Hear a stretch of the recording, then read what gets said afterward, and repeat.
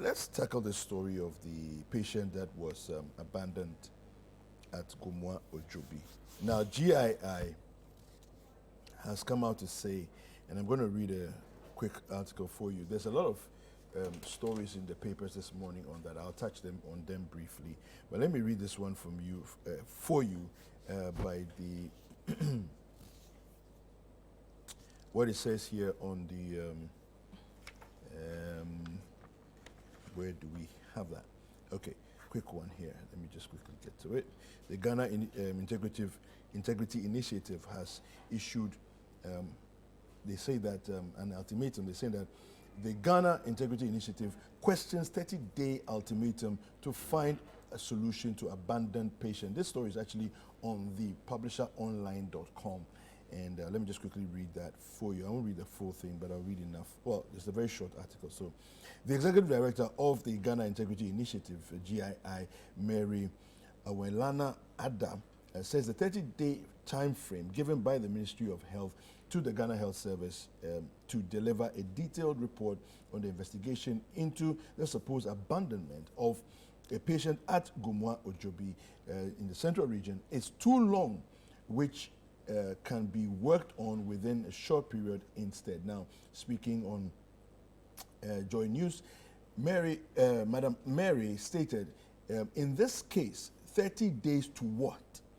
Everything attests to what has been done. This is evidence to show that wrong has been done. Certainly, those who have done wrong are known. So why do we need 30 days to establish these facts which have already been established? Now, so this the story goes on here. And let me just come to you, straight to you, Paul, on this matter.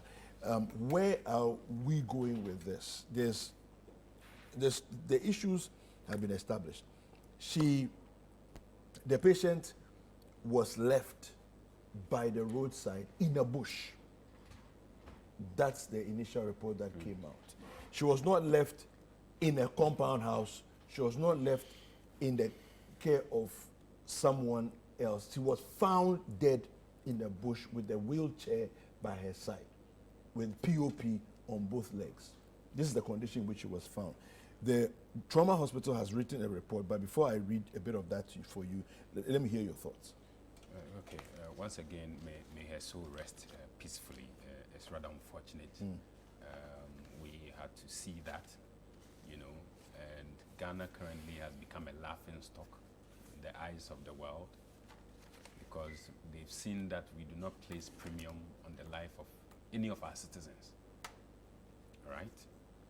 And the right of this lady, this woman, has been trampled upon. If we are to go even to our own constitution, the 1992 constitution, the chapter 5, article 30, clearly states, and if you give me a permission, says a person who by reason of sickness or any other cause is unable to give his consent shall not be deprived by any other person of medical treatment. And I underline that. Shall not be deprived by any other person of medical treatment, education, or any other social or economic benefit by reason only of religious or other benefits. And my interest is at the medical treatment side. That's Article 30 of our own constitution. Yeah. All right?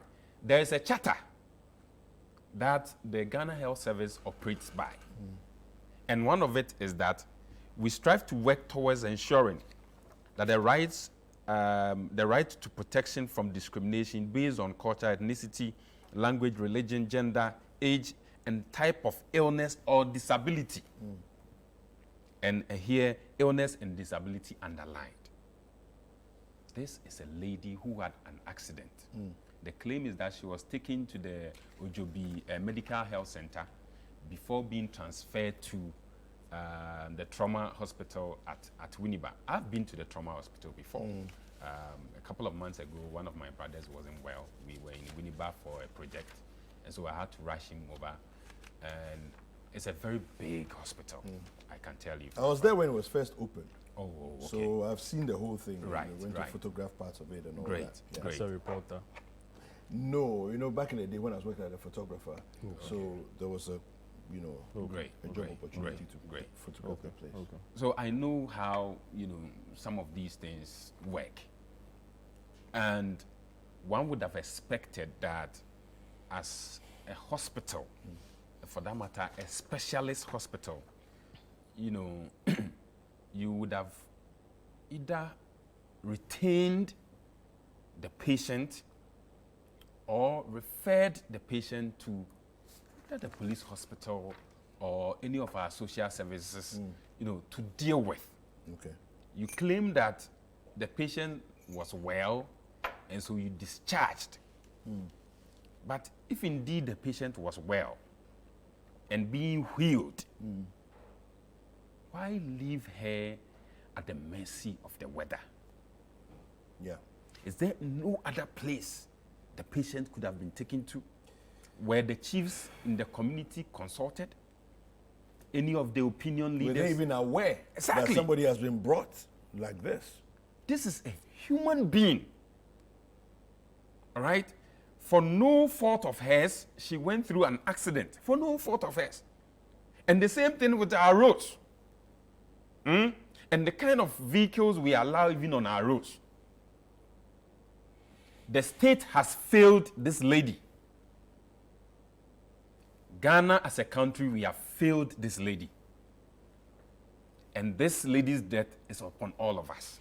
There's a story here on in the Daybreak, and let me just read portions of it to you for you as you're making your comment.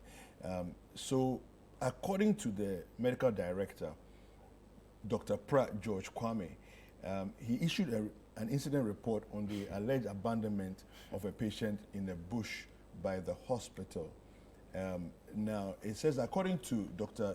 George Kwame, the patient was an unknown person knocked down by an unknown driver through a hit and run, in quote, on May 29th in the Gomoa Ojobi community, after which the National Ambulance Service called the social welfare officer of the hospital to inquire whether they are ready to receive the patient. Now, this is, for me, the entire narrative has issues because duty of care has nothing to do with whether you have the capacity to host the patient or not. You're a trauma hospital. Your job is trauma. Receive and care. Then if you have to refer, you refer appropriately. So for the hospital, for the ambulance service to even, and this is just a narrative that's been given to us in the incident report. So whether they are ready to receive the patient shouldn't even come up. You see, then he goes on to say, in his incident report, the medical director said the patient was well received and treated well with care and empathy, although there was no family to cater for her bills. What has that got to do with anything? This is even laughable, all right? The report from Doctor, I'm sorry, but this is very laughable. We are talking about the life of an individual. Yeah. All right, a Ghanaian for that matter. Yours was to treat her, yours was to care for her, yours was to tend to her. And she was there for 6 days, by the way. All right? And you decide to let go of her because in your mind you claim that she was well. You said that the patient said, I want to go back to where you picked me up from. Just look at this. Yeah, that's part of the story. And so that's what they picked up. And that's where they picked. And so because the patient said, yeah, you also decided to go and dump her there. Yeah. Please wrap it up for me. On the weather, at the mercy of the weather. Yeah.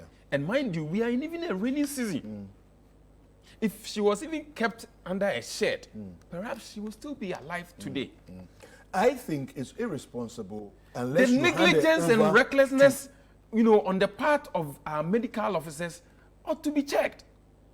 All right, and then we are being told that we are going to go through a 30-day fact-finding inquiry. Yes. Excuse me, We 30 days. don't need 30 days according to GII. Look, any serious institution, human institution, would need less than 3 days, 72 hours to unravel this.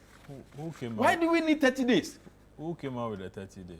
I think that's coming from the It was minister. from the Minister of Health. All right. Easy, let me tell you. Quickly.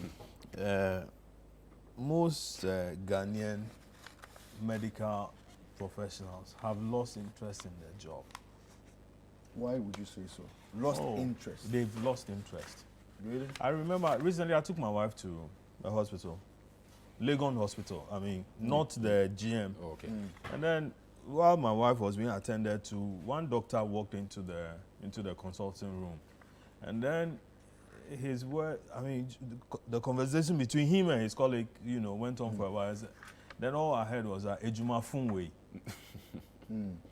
Ejuma Funwe. I mean, yeah, brekwa, you nothing, you know. I was like, I mean, Jesus Christ. You shouldn't be there. You shouldn't be there. post. Exactly. If that's your mind and Yeah, attitude, you Ejuma shouldn't be at Funwe. post. Yeah. Now, before we even got to that point, how my wife was treated, I mean, left so much room to be desired. Yeah. She was in severe pain. And I mean, one doctor was like, oh, listen, there's no bed. And there was a smack on his face. That's just like, I mean, he would look at us and then, I mean, look at us in a certain way. And then one particular lady, another junior doctor was trying to get him to, you know, psych him. Yeah. But the guy wouldn't just budge, and he was just misbehaving completely. Then the lady also got frustrated and just threw, you know, her vitals papers on a table and then left. I see. Later, I had to go back and say, listen, is that what you do here? At least nobody forced you to become a medical doctor. Yeah. You chose it. You chose it. Yeah. And you are being paid for the services that you do. Now, listen, can we have Ghana Health Service?